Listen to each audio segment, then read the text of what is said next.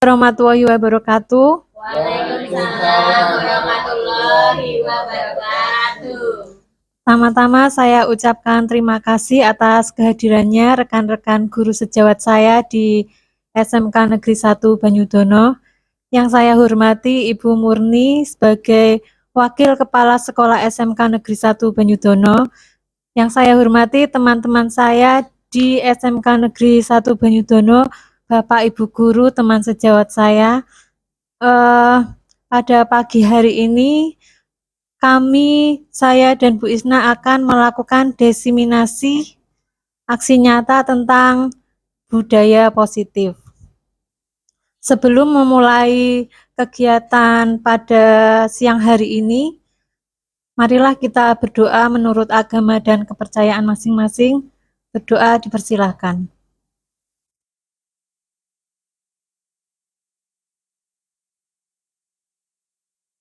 Berdoa selesai.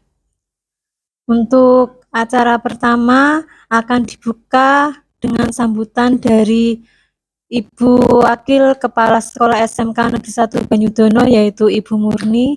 Waktu dan tempat kami persilahkan. Assalamualaikum warahmatullahi wabarakatuh. Yang pertama dan paling utama, marilah kita panjatkan puji syukur kehadirat Allah yang telah melimpahkan rahmat serta hidayahnya sehingga pada kesempatan kali ini kita bisa menghadiri acara aksi nyata dan diseminasi budaya positif SMK Negeri yang kita nantikan syafaatnya di hari kiamat nanti.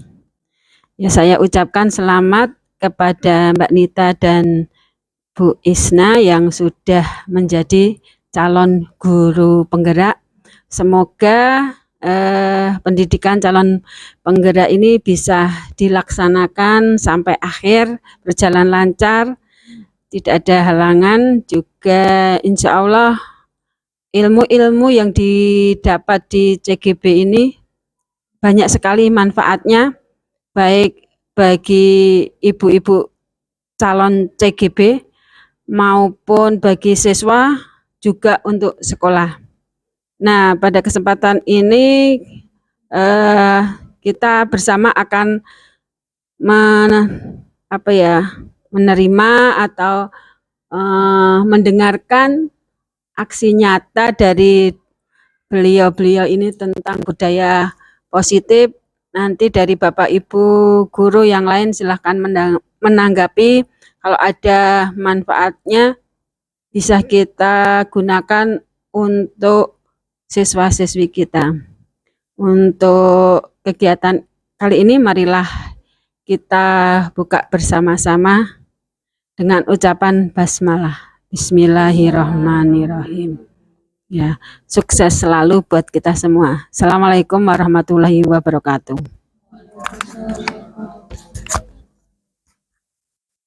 Terima kasih atas sambutannya. Semoga itu menjadi semangat bagi semua teman-teman yang di sini, khususnya buat saya dan Bu Isna, agar kami dapat melalui pendidikan guru penggerak ini sampai akhir dengan diberikan kemudahan dan kelancaran sehingga bisa memberikan yang terbaik untuk siswa-siswa kami di SMK Negeri 1 Banyudono. Untuk kegiatan yang pertama adalah diseminasi budaya positif yang akan disampaikan oleh Ibu Isnaini Nurhanifah. Waktu dan tempat kami persilakan. Assalamualaikum warahmatullahi wabarakatuh. Terima kasih Bu Anita atas waktu yang diberikan. Pada pagi hari ini saya dan Bu Anita berkolaborasi, Bapak Ibu semua berkolaborasi dalam pengerjaan aksi nyata diseminasi budaya positif di SMK Negeri 1 Banyudono. Untuk materi yang awal-awal itu nanti akan saya sampaikan, kemudian nanti di akhir oleh Bu Anita seperti itu. Nanti teknisnya ini kita santai saja, kita seperti forum diskusi, nanti kita diskusikan bagaimana tentang budaya positif di sekolah kita, baiknya seperti apa yang harus dibenahi, dan untuk kemajuan SMK Negeri 1 Banyudono. Seperti itu.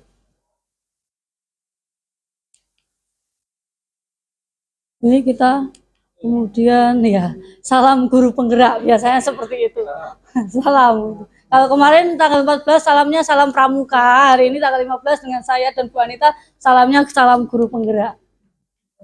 Tuh. Oke, untuk sebelum mulai kayaknya kurang asik kalau belum yel-yel ya.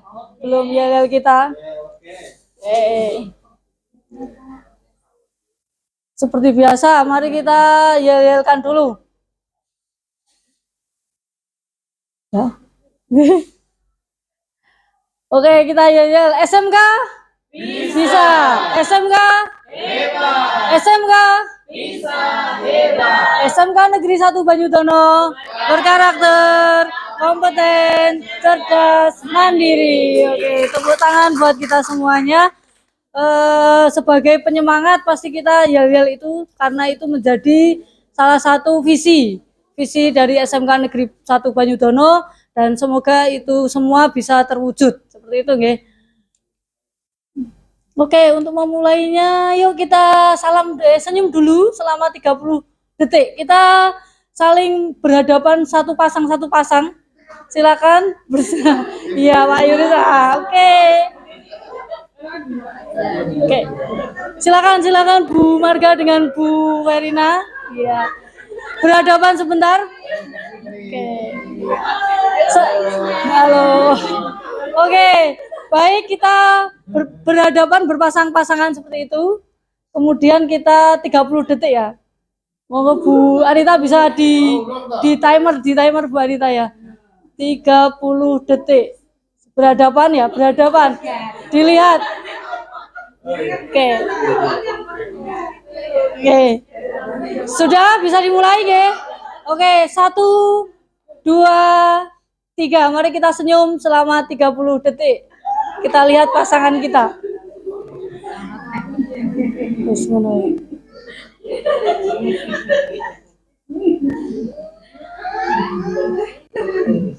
Cukup Bu Anita? Oke, sudah cukup. Apa perasaannya Bapak Ibu semuanya melihat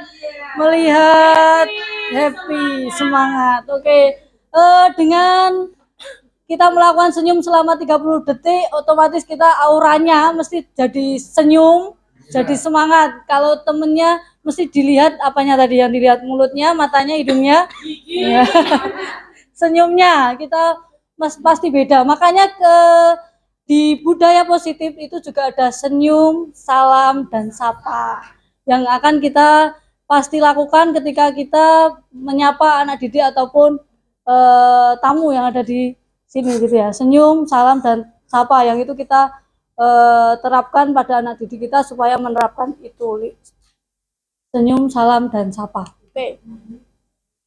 Selanjutnya kesepakatan forum diseminasi hari ini. Nah, ini contohnya ini kita buat kesepakatan forum dulu. Contohnya yang pertama menghargai siapapun, kemudian yang kedua menjadi pendengar yang baik, kemudian ada lagi usulan untuk forum ini mungkin bisa dibantu Bu Anita untuk mengetikkan kesepakatan pada diskusi hari ini. Izin kalau mau bicara. Oke, boleh minta izin. Ada lagi?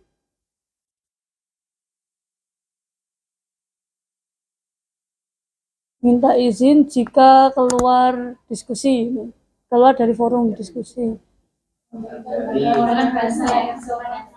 Oke, menggunakan bahasa yang sopan dan santun.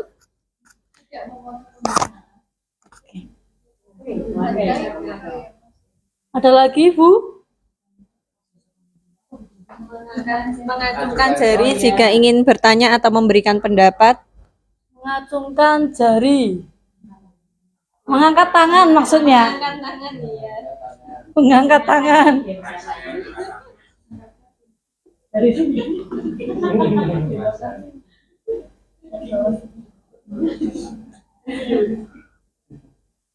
Ada lagi?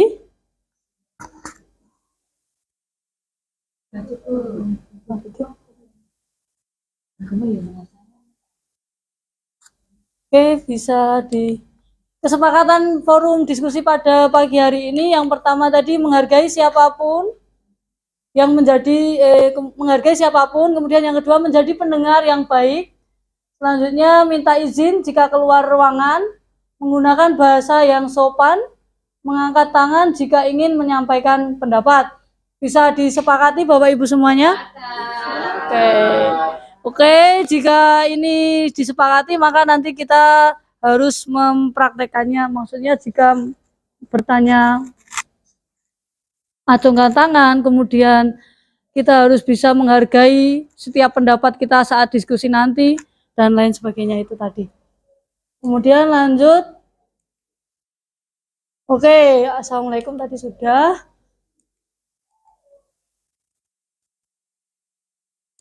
Budaya positif. Oke, seorang guru yang baik haruslah kita memiliki kemampuan dalam mewujudkan budaya positif di sekolah kita. Budaya positif tersebut dapat dijalankan dengan menerapkan konsep-konsep seperti berikut, yaitu yang pertama, disiplin positif, kemudian motivasi perilaku manusia, kemudian keyakinan sekolah atau keyakinan kelas, kebutuhan dasar manusia, posisi kontrol restitusi, dan segitiga restitusi. Ya,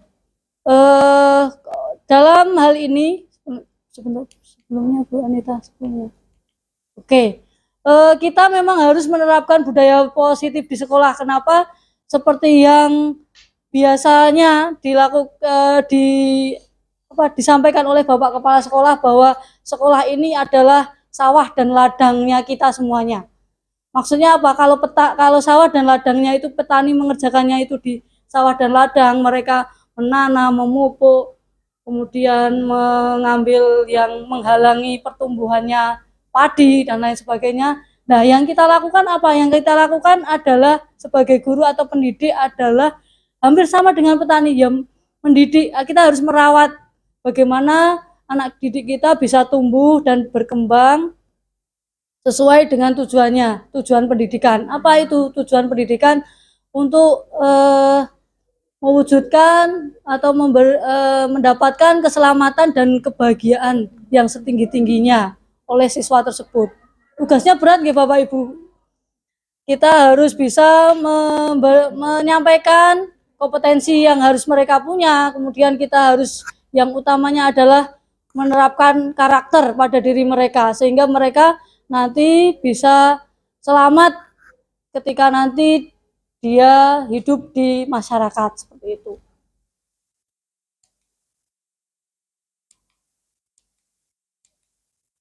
Nah, disiplin positif merupakan suatu cara penerapan disiplin yang mengajarkan anak untuk bertanggung jawab dan menumbuhkan kesadaran diri berdasarkan dari nilai-nilai kebajikan. Apa saja nilai-nilai kebajikan? Nilai-nilai kebajikan itu bisa rasa hormat, menghargai, toleransi, kasih sayang, dan lain sebagainya. Banyak sekali nilai-nilai kebajikan yang harusnya kita tumbuhkan atau kita sadarkan pada diri siswa. Disiplin positif lebih ke arah disiplin diri yang dapat mengontrol diri dalam melakukan segala tindakan. Boleh saya minta pendapat dari Bapak Ibu semua, apa penerapan disiplin positif di SMK Negeri 1 Banyudono?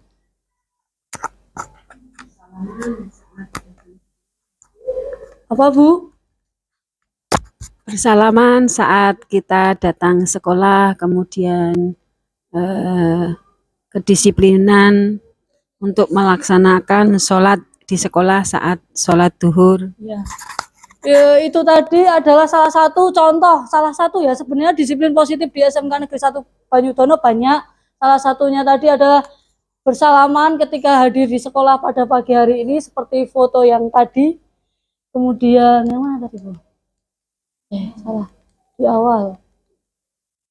Pasti semua sudah melakukannya. Kalau piket pagi hari ini seperti ini, itu merupakan salah satu dari penerapan disiplin positif di SMK Negeri 1 Banyudono. Selain itu ada sholat berjamaah dan lain sebagainya. Disiplin positif. Oke, kemudian disiplin diri dapat membuat murid memahami dan menyadari berdasarkan motivasi internal, bukan akibat paksaan, ujian, ataupun hukuman. Nah, kita mengenal profil pelajar Pancasila, yaitu adalah 6 karakter yang harus kita tanamkan pada diri siswa. Nah, itu bisa diwujudkan dalam disiplin positif atau dibudayakan menjadi budaya positif di SMK Negeri 1 Banyudono. Di antaranya adalah beriman bertakwa kepada Tuhan Yang Maha Esa dan berakhlak mulia, mandiri, berkebinekaan global, bergotong royong, kreatif, dan bernalar kritis. Nah, selanjutnya kita refleksikan pada diri kita sebagai guru ya. Bagaimana penerapan disiplin positif di sekolah kita? Apakah sudah baik atau ada yang perlu diperbaiki? Kemudian, apakah hukuman dapat mendisiplinkan anak? Kemudian yang ketiga, pemberian hukuman dengan hal positif, misalnya dengan membaca atau membersihkan halaman sekolah. Apakah hal itu dapat meningkatkan kedisiplinan anak? Kemudian yang keempat, setuju atau tidak setuju terkait dengan memberikan penghargaan dapat meningkatkan motivasi belajar mereka. Mungkin bisa dituliskan dulu ya Bu ya. Mungkin bisa dituliskan dulu 4 pertanyaan singkat.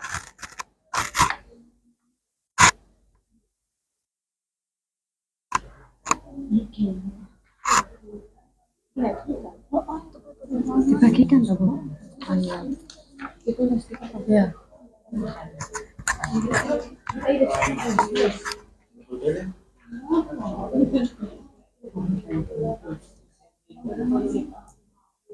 Soal saja jawaban. Iya. Nanti kita sharing aja, di-sharingkan di sini. Langsung spontan juga boleh. Nggak usah ditulis juga boleh.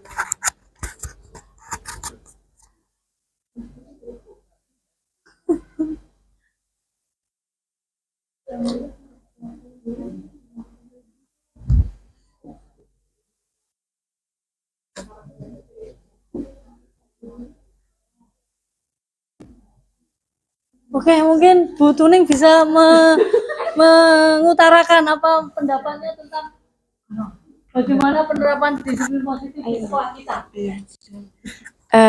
Baik, terima kasih. Menurut saya, bagaimana penerapan disiplin positif di sekolah kita? Di sekolah kita penerapan disiplinnya sudah bagus, tapi belum maksimal.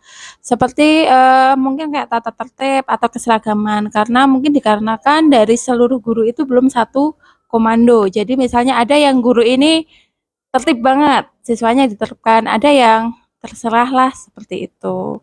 Nah, itu mungkin yang perlu dimaksimalkan atau diperbaiki.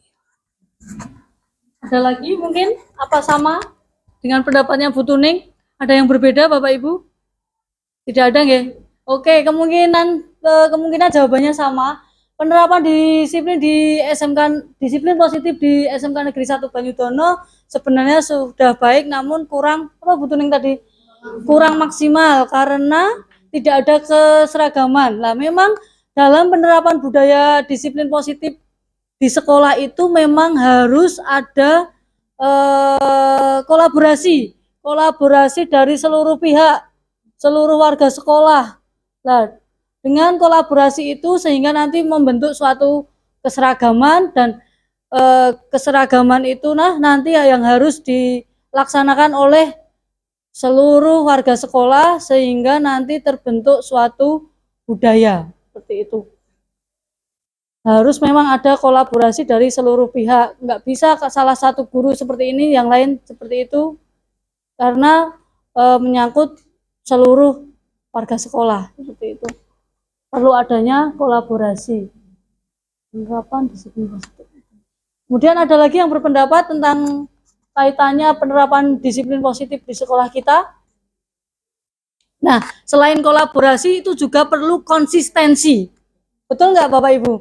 Nah, selain kolaborasi itu perlu konsistensi karena kalau tidak konsisten dilaksanakan, nanti di awal akan baik, kemudian nanti lama-lama memudar. Nah, harusnya ada konsistensi. Kita juga selain itu kita sebagai guru juga harus bisa menjadi teladan dalam nilai-nilai kebajikan itu, sehingga yang namanya siswa itu mencontoh kita kok. Ada istilah kalau guru apa Bu? Nah, guru kencing berdiri, murid kencing berlari lah, seperti itu. Nah, karena kita itu guru digugu dan ditiru, seperti itu. Kalau menurut filosofi Ki Hajar Dewantara kan seperti itu, digugu dan ditiru. Jadi kita juga harus bisa mengembangkan diri, memperbaiki diri untuk bisa menjadi teladan yang baik untuk siswa-siswi kita. Kemudian setelah dilakukan kesepakatan untuk perbaikan nilai-nilai apa yang harus diterapkan ke siswa, kita harus juga kolaborasi dengan seluruhnya, kemudian kita konsistensikan, kita harus konsisten, seperti itu. Kemudian yang kedua, apakah hukuman dapat mendisiplinkan anak-anak? Mungkin ini cocoknya ini Bu Guru BK ini, cocok sekali. Monggo Bu Devi apa Bu Indri? Apa Pak Yuri? Monggo Bu Indri. Apakah hukuman dapat mendisiplinkan anak, nggih Bu? Kalau itu tergantung dari hukumannya, karena belum tentu hukuman itu dapat mendisiplinkan anak. Mungkin mendisiplinkan anak pada saat itu memang terlaksana, tapi terkadang itu masih diulangi lagi. Ya, begitu nggih Bu, Bapak Ibu. Jadi kadang anak-anak itu kapok lombok, sekali sepisan kapok, nggak diulangi lagi, besok lagi diulangi lagi, lain waktu, seperti itu. Nah, ini nanti ada kaitannya dengan yang disampaikan oleh Bu Anita di akhir tentang restitusi, tentang segitiga restitusi, bagaimana kita menghadapi anak seperti itu, biar dia tidak melakukan lagi, seperti itu. Kemudian yang ketiga, pemberikan hukuman dengan hal positif, Bu. Membaca atau membersihkan halaman, apakah dapat meningkatkan disiplin anak? Monggo Bu Verina mungkin. Oke, terima kasih kesempatan yang telah diberikan kepada saya. Berkaitan dengan pemberian hukuman dengan hal positif, itu apakah dapat meningkatkan disiplin anak? Untuk menurut pendapat pribadi saya, itu juga bisa mengasah kebiasaan siswa. Jadi kalau misalnya disuruh untuk membersihkan halaman sekolah yang luas atau mungkin dilihat sama yang lainnya, dia mempunyai rasa malu, maka dengan hal itu dia tidak akan mengulangi lagi, sehingga pelanggaran yang dia langgar atau dia lakukan itu lain kali tidak dilakukan lagi, sehingga siswa atau peserta didik itu bisa lebih disiplin dalam melakukan hal sesuai dengan aturan yang ada di sekolah. Sekian, terima kasih.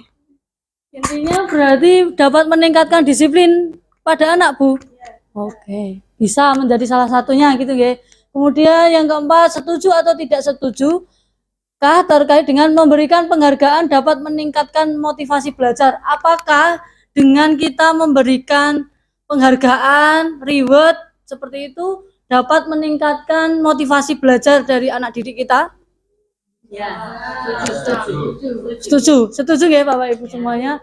Dan itu apakah dia melakukannya bisa konsisten, maksudnya tanpa penghargaan pun dia akan lebih meningkatkan motivasi mereka. Apakah hanya pada saat diberikan penghargaan saja? Apakah hanya pada saat diberikan penghargaan saja mereka termotivasi, ataukah bisa jadi tidak? Oh iya, sebagai pancingan mungkin seperti itu. Oke, mungkin monggo Bu Murni. Ya, jadi memang untuk hukuman salah satu cara untuk bisa meningkatkan kedisiplinan. Juga untuk reward bisa merupakan motivasi untuk belajar. Tetapi hukuman dan reward itu merupakan motivasi yang dari ekstern.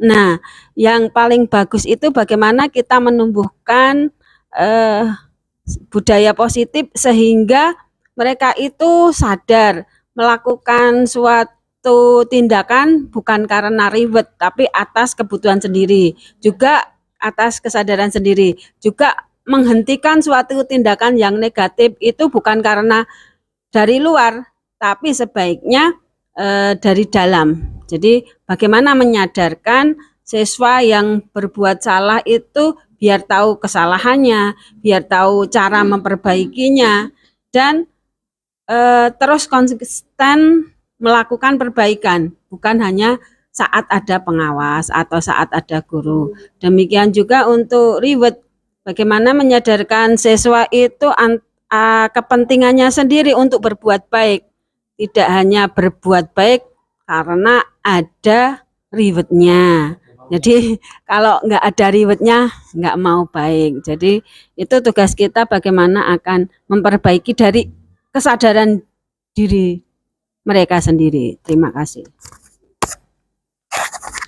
Baik, terima kasih atas diskusinya kita tadi tentang disiplin positif. Memang saya awalnya juga tahunya seperti itu, Bapak Ibu nih. Tahunya yang penting dihukum, besok lagi dia nggak akan mengulanginya lagi. Ternyata setelah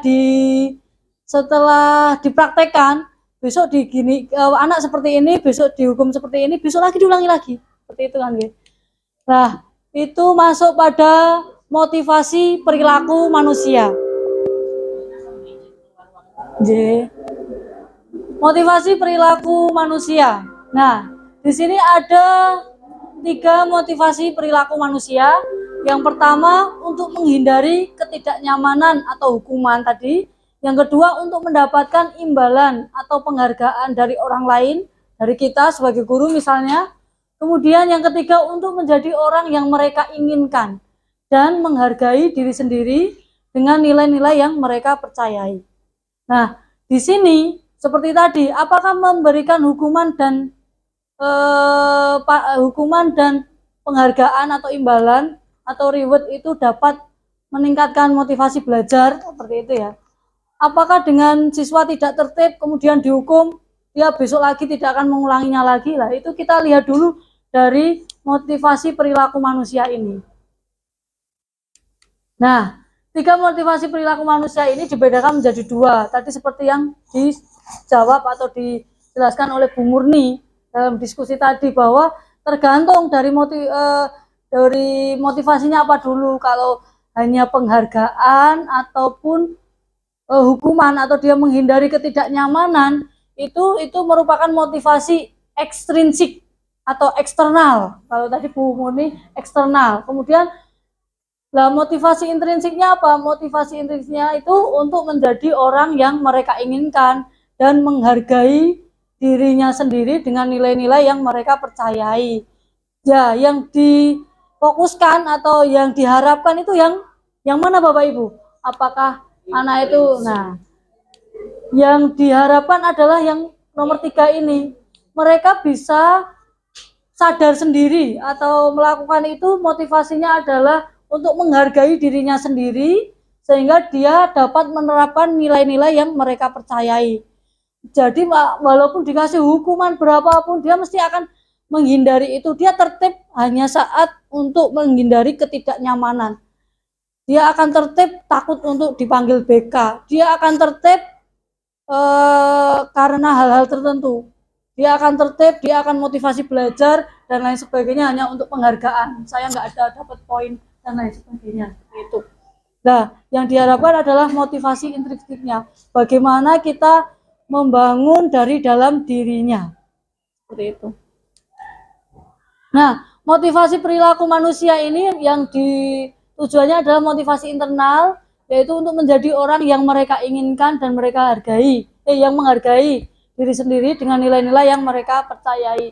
Nah, tujuannya adalah dari itu, motivasi internal itu, maka yang harus kita lakukan adalah menghindari pemberian hukuman, mungkin tidak menghindari, meminimalkan pemberian hukuman dan penghargaan berlebihan agar meminimalisir motivasi eksternal sehingga mereka dapat muncul motivasi dalam dirinya sendiri.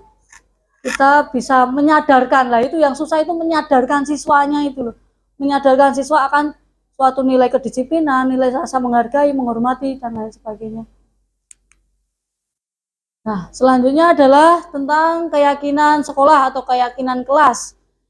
Mungkin dari Bapak Ibu ini pasti ada yang sudah membuat. Saya tahu, saya pernah melihat keyakinan kelasnya di kelasnya Bu Verina. Keyakinan kelasnya pada saat pembelajaran apakah boleh? Misalnya jamnya Bu Verina, kebetulan Bu Verina tidak ngajar di kelas 11 TJKT 1, tapi Bu Verina membuat keyakinan kelas di kelas tersebut. Apakah boleh? Ada yang bisa menjelaskan? Bisa enggak Bu Anita?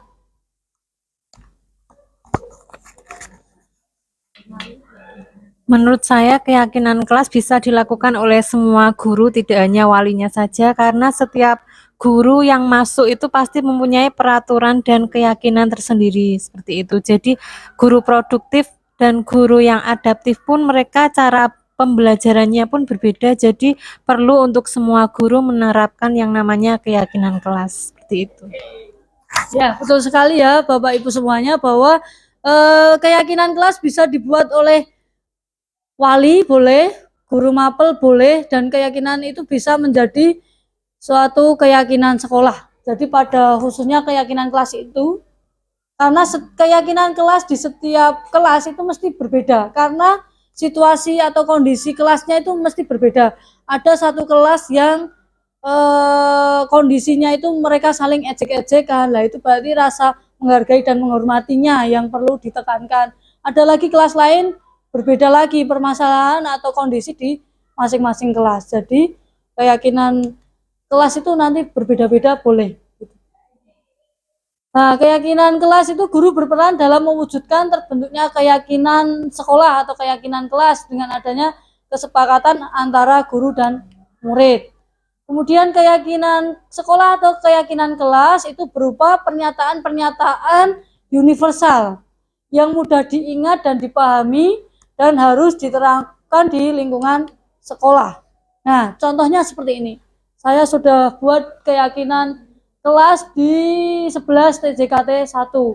Tur ya Bapak Ibu, yaitu bisa menyangkut tentang kehadiran, seragam, kebersihan, kerapian, partisipasi, disiplin, dan lain sebagainya.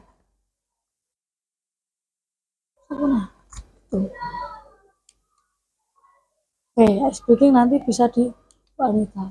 Oke, dari sini ada yang ditanyakan lagi? Mungkin tentang keyakinan kelas. Ya. Oke.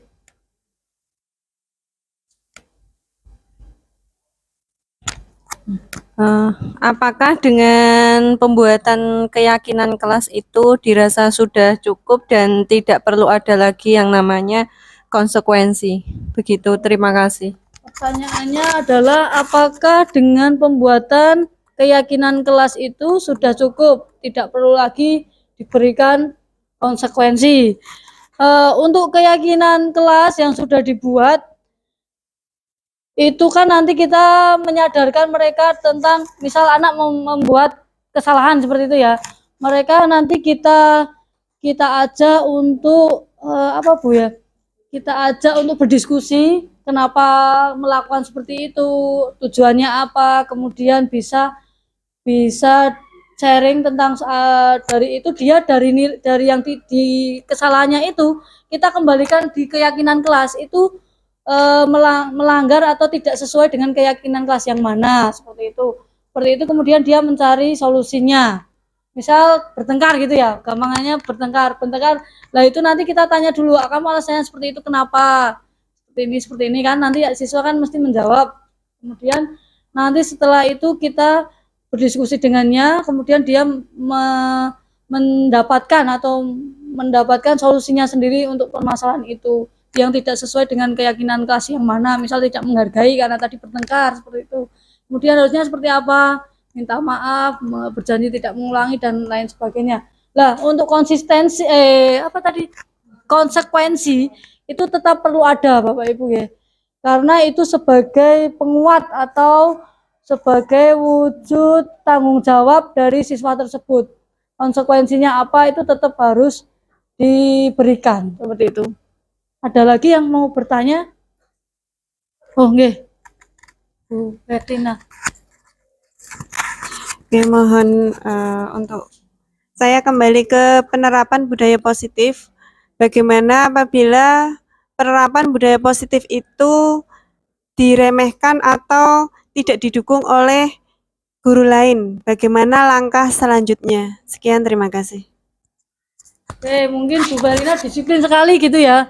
Kemudian diremehkan atau tidak didukung oleh rekan sejawat. Bagaimana yang harus disikapi seperti apa? Menurut saya tetap harus dilanjutkan apapun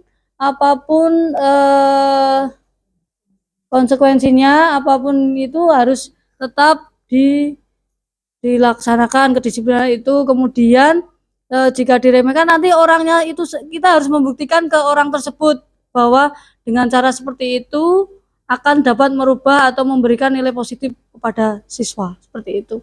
Nanti seiring dengan berjalannya waktu mungkin berproses ya, mungkin nanti akan terlihat apa yang kedisiplinan atau disiplin positif yang kita terapkan sehingga nanti menjadi suatu kesepakatan kelas atau keyakinan sekolah, mungkin seperti itu. Makanya dari awal bahwa menerapkan disiplin positif itu perlu banget adanya kolaborasi dan konsistensi seperti tadi yang di awal saya jelaskan. Begitu Bu Verina nggih.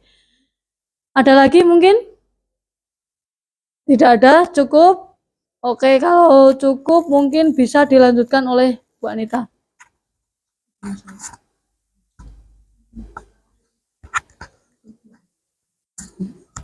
Assalamualaikum warahmatullahi wabarakatuh. Sudah mulai ngantuk? Baik, kita ice breaking dulu ya. Ini kan kita berhadapan-hadapan ya. Ada yang di sebelah kanan dan kiri saya. Tolong nanti antara Bu Marga dan Bu Yuka, kemudian Bu Verina dan Bu Indri saling melempar jumlah. Nanti perkaliannya siapa duluan yang bisa menjawab biar nggak ngantuk. Ya memang kita harus berpikir biar konsentrasi. Misalnya seperti ini ya, saya sama Bu Isna 4. Nah seperti itu. Nanti duluan siapa seperti itu. Bisa dimulai nggih dari Bu Isna dan bisa dimulai ya. 1, 2, 3, yuk.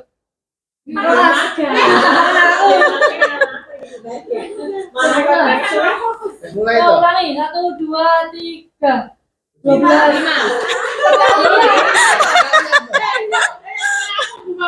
Satu-satu dulu ya. Satu ini dulu. Bu Isna sama Pak Yuris. 6. Ya.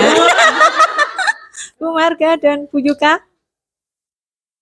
6. Yuk. Ulangi bareng kok. 4. Ya. Yuk Bu Indri. Bu Tuning. 3. Oke.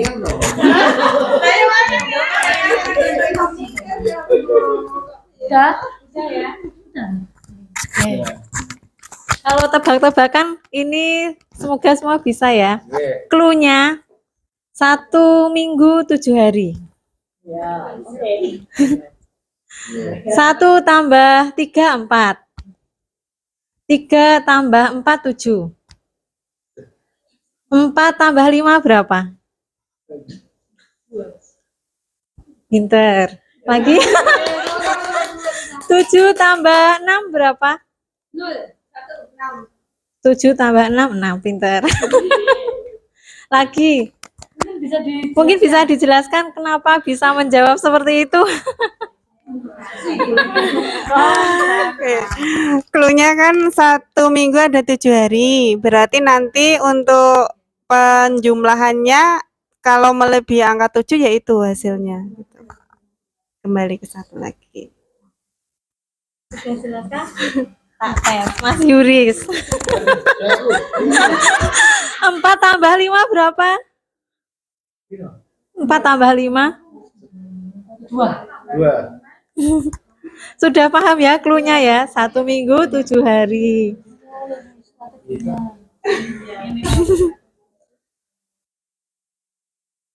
Ya, sudah mulai agak berpikir ya ternyata ya. Wes orang ngantuk toh Mas Juris. Baik, kita mulai dari pembahasan Bu Isna tadi, bersambung ke pembahasan saya yaitu tentang kebutuhan dasar manusia.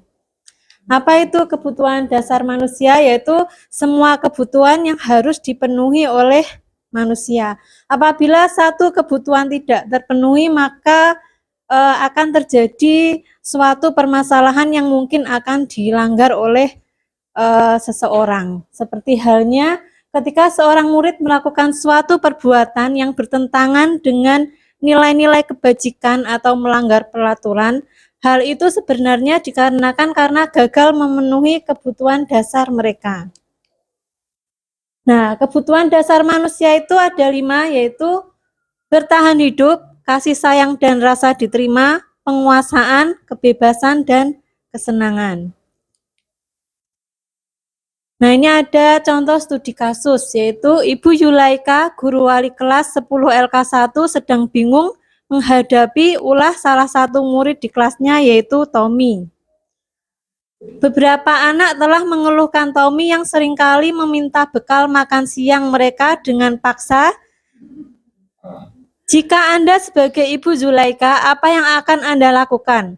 Menurut Anda, kira-kira apa alasan Tommy melakukan hal itu? Kira-kira kenapa ya?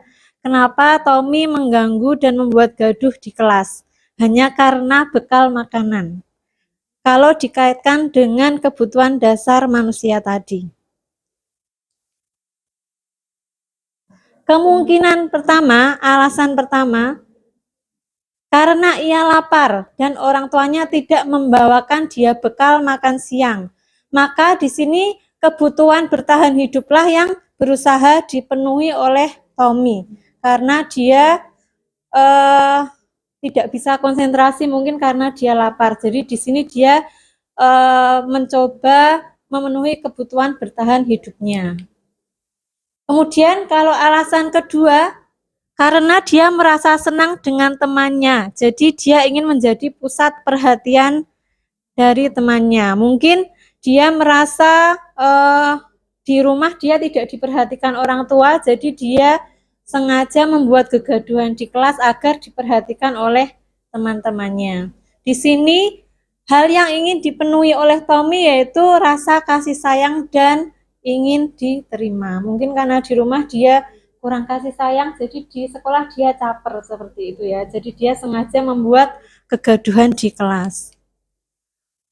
Nah, untuk alasan ketiga, kenapa Tommy seperti itu, yaitu karena temannya jadi takut dengan dia dan menuruti keinginannya, maka sebetulnya Tony sedang berusaha memenuhi kebutuhan dasarnya yaitu kekuasaan. Jadi dia memang ingin ditakuti teman-temannya, jadi dia sengaja membuat kegaduhan di kelas agar teman-temannya itu takut sama si Tony ini. Itu merupakan kebutuhan kekuasaan. Kemudian ada kebutuhan kebebasan di alasan keempat, yaitu karena dia merasa bosan. Dia itu merasa bosan kalau kelasnya itu diem-diem aja. Jadi dia bikin gaduh, dia pengen meluapkan rasa bebasnya, dia mengganggu temannya seperti itu. Padahal dia tidak menyadari kebebasannya itu bisa mengganggu orang lain. Seperti halnya minta bekal tanpa izin dari teman yang dimintai. Kemudian yang keempat yaitu kesenangan, karena ia melakukan karena iseng saja dan menikmati ekspresi wajah teman-temannya. Jadi memang orangnya jahil. Di sini dia lagi memenuhi kebutuhan kesenangannya. Jadi dia seneng nak delok koncone iki ngamuk-ngamuk seperti itu. Pokoknya kalau anak diem dikerjai seperti itu, dia lagi menunjukkan sifat kesenangannya. Jadi watake jahil seperti itu. Nah, kemudian ada posisi kontrol guru di sini. Posisi kontrol guru di sekolah itu ada 5 macam, yaitu guru sebagai penghukum, guru sebagai teman, guru sebagai pembuat merasa bersalah, guru sebagai pemantau, dan guru sebagai manajer.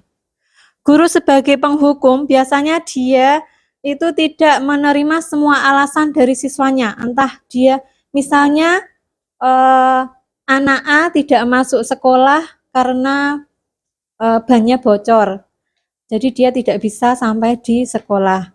Kemudian dia belum izin dan sebagainya. Tapi pagi harinya ketemu guru tersebut dan dia tidak mendengarkan semua alasan dari siswanya. Dia langsung menghukum, itu namanya guru sebagai penghukum.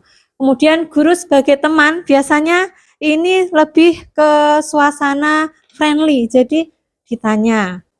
Kekerabatannya lebih akrab seperti siswa dengan siswa. Jadi jangan salah ya, guru sebagai teman itu sebenarnya tidak menurunkan derajat kita sebagai guru. Justru kadang ada tipe siswa itu yang pengennya sama guru itu tidak tegang. Jadi kedekatannya seperti teman saja. Tapi kadang kalau kita seperti itu memang sering disalahartikan oleh siswa-siswa kita. Jadi siswa kita cenderung lebih santai, nggak ada unggah-ungguhnya dengan kita.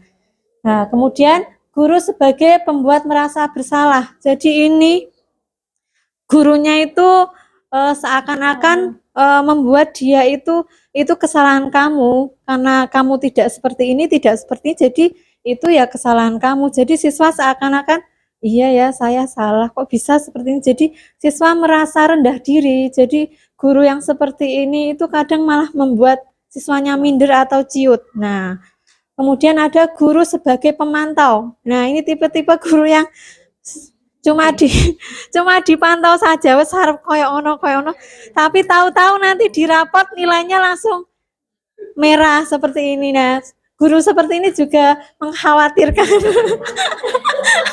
Begitu ya. Kemudian ada guru sebagai manajer. Nah, guru sebagai manajer. Nah, peran yang harus kita jalankan sebenarnya yang nomor 5 ini. Kalau bisa kita menjadi manajer dari siswa-siswa kita atau pemimpin pembelajaran. Nah, ini adalah kata-kata guru yang membuat para siswanya berpikir. Dia dihukum, dibuat merasa bersalah, dijadikan teman, dipantau atau dimanajeriali. Contoh guru yang menghukum, dia hanya menghardik, menunjuk, dan menyindir di kelas. Siapa ya tadi yang nggak gini, seperti itu. Jadi siswa seakan-akan dihakimi oleh satu kelasnya. Kemudian membuat rasa bersalah, ceramah dari A sampai B. Ngapa nggak sholat subuh? Sholat subuh itu seperti ini. Padahal dia tidak tahu kondisi anak ini mungkin sedang sakit, jadi bangunnya terlalu siang, dia tidak mempunyai niat untuk tidak sholat subuh, misalnya seperti itu. Tapi guru itu sudah ceramah tentang agama, kalau nggak sholat subuh dosa, gini.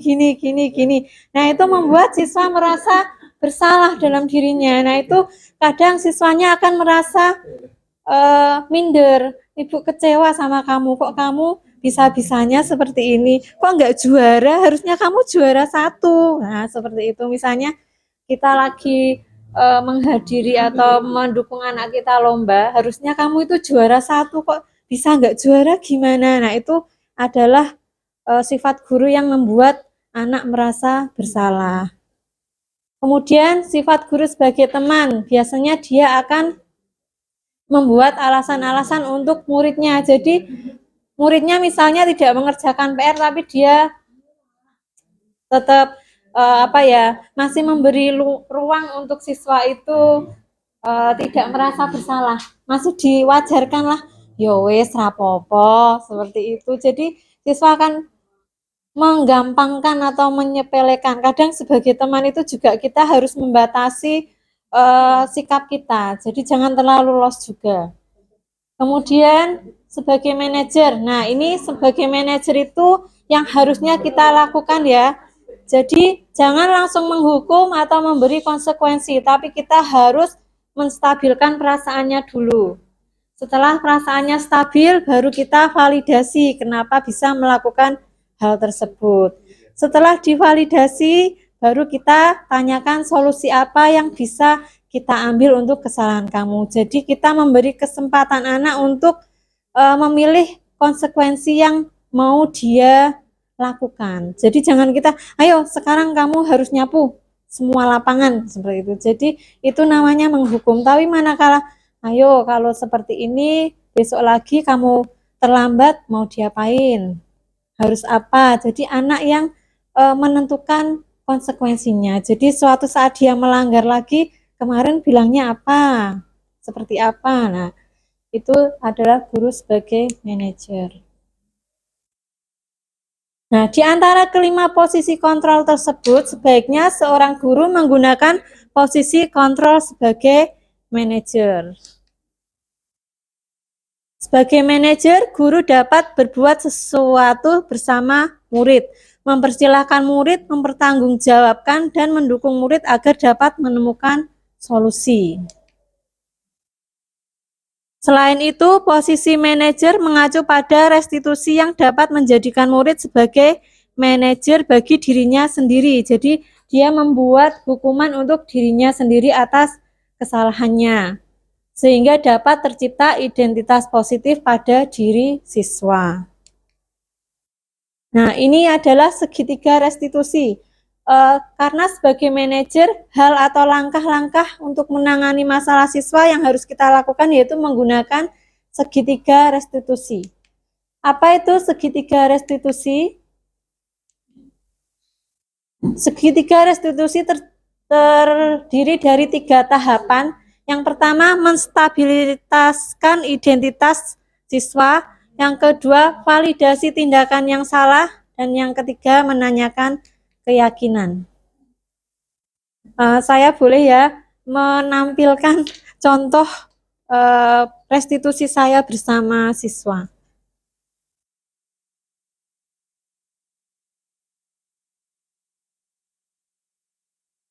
Suaranya nggak ada ya, Mbak?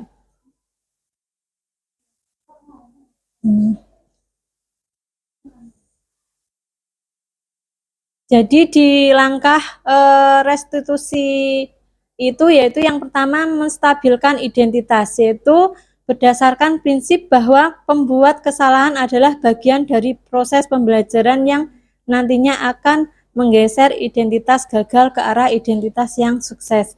Jadi di menstabilkan identitas itu kita menanyakan ke siswa, kenapa siswa ini melakukan kesalahan yang membuat dia tidak tertib atau melanggar keyakinan kelas. Jadi biasanya kita menggali hal-hal yang membuat dia melanggar aturan atau melanggar keyakinan kelasnya. Kemudian nanti kita distabilkan. Nggak apa-apa, kita kan sama-sama manusia, pasti pernah lupa, pernah melanggar suatu aturan, tapi itu bisa ditolerir seperti itu. Itu namanya menstabilkan identitas, yaitu kita membuat siswa itu tidak merasa bersalah dulu. Jadi hal yang dilakukan itu wajar dilakukan oleh semua orang. Jadi tidak boleh ngedon ke siswa atas kesalahan yang dilakukan.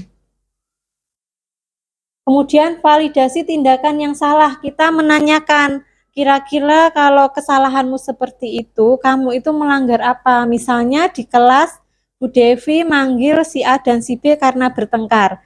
Bertengkarnya karena hal sepele, karena si A itu nilainya jelek, diejek sama si B. Misalnya seperti itu. Nah, di sini kita validasi tindakan kepada siswanya. Kenapa kamu mengejek si A? Karena nilai kamu tinggi. Harusnya tidak seperti itu. Validasi tindakan itu kita memvalidasi latar belakang kenapa si A ini sampai mengejek si B. Kemudian kita, kalau dia sudah sadar dengan tindakannya, kita menanyakan kira-kira nilai apa yang kamu langgar di keyakinan kelas kamu. Misalnya karena tadi saling mengejek, berarti nilai yang dilanggar yaitu saling menghargai. Nah, seperti itu validasinya. Kemudian ada menanyakan keyakinan. Kalau dia sudah yakin melanggar tentang nilai hormat menghormati atau saling menghargai, kita tentukan konsekuensi atau solusi permasalahannya. Kalau besok seperti ini lagi, kira-kira hukuman apa? Bukan hukuman. Apa yang bisa konsekuensi apa yang bisa saya berikan ke kamu seperti itu. Jadi nanti anak ini akan berpikir sendiri bagaimana dia menyelesaikan kasusnya. Yang pertama pasti dia akan bilang saya akan minta maaf sama si A. Kemudian saya tidak akan mengulangi tindakan ini lagi. Bila saya mengulangi maka saya akan seperti apa. Tolong tuliskan di kertas seperti itu. Nah, nanti kertas itu disimpan manakala itu terjadi lagi jenengan bisa memberikan kertas itu lagi. Ini loh dulu keyakinan yang kamu berikan ke saya, mau kamu langgar lagi, seperti itu misalnya. Nah, itulah yang dinamakan segitiga restitusi. Jadi kita tidak langsung siswa terlambat dihukum dan sebagainya, tapi kita lakukan restitusi dulu. Langkah melakukannya yaitu 3 itu tadi, menstabilkan identitas, validasi tindakan yang salah, kemudian menanyakan keyakinan. Nah, seperti yang dikatakan Bu Isna tadi, sebagai guru kita harus mewujudkan 6 konsep ini, yaitu disiplin positif, motivasi perilaku manusia, keyakinan sekolah atau kelas, kebutuhan dasar manusia, posisi kontrol restitusi, dan segitiga restitusi. Jadi, harapan saya dengan pengimbasan tentang budaya positif ini, rekan-rekan yang sekarang hadir di sini bisa turut mendukung apa yang kami berikan, seperti membudayakan positif seperti yang diberikan Bu Isna tadi, budaya positif di pagi hari, masih salam sama guru, dan lain-lain. Dan untuk guru-guru BP mungkin saya juga harus belajar dengan jenengan cara konsultasi, tapi setidaknya saya sudah mempelajari ini, jadi saya tahu bagaimana cara menangani kenakalan atau keteledoran siswa seperti itu.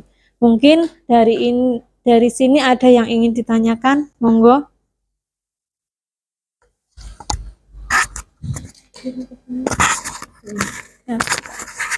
Baik, Mbak Anita, terima kasih. Saya ingin bertanya, apakah semua permasalahan siswa dapat diselesaikan dengan restitusi?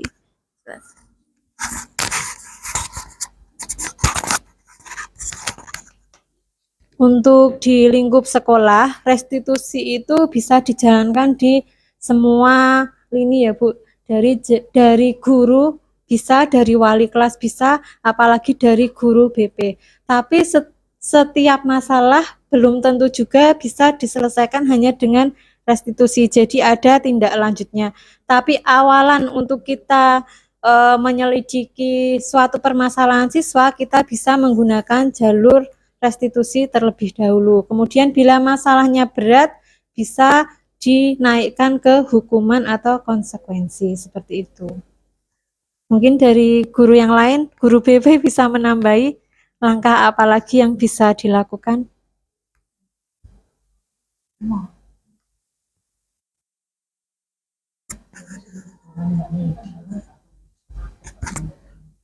Sedikit menambahkan nggih, mungkin apabila terjadi masalah dengan siswa yang mana tidak bisa diselesaikan dengan hukuman tadi, nah kita bisa berkolaborasi dengan pihak-pihak terkait yang mana bisa menyelesaikan permasalahan siswa tersebut. Begitu. Terima kasih.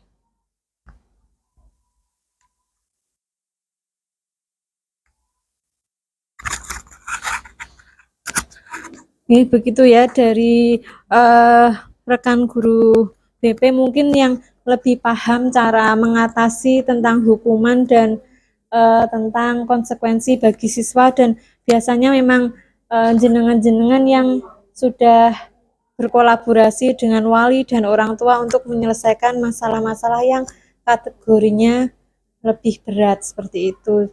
Namun untuk kategori yang ringan, restitusi kami sarankan untuk bisa diterapkan di sekolah. Misalnya dalam hal tidak mengerjakan tugas atau dalam hal terlambat sekolah, hal itu bisa diterapkan saat kita menanyai siswa terkait dengan kesalahannya seperti itu.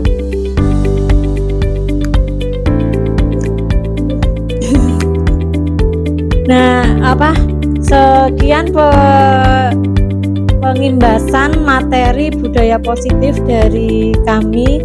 Kurang lebihnya saya mohon maaf. Terima kasih atas dukungan dan kehadirannya.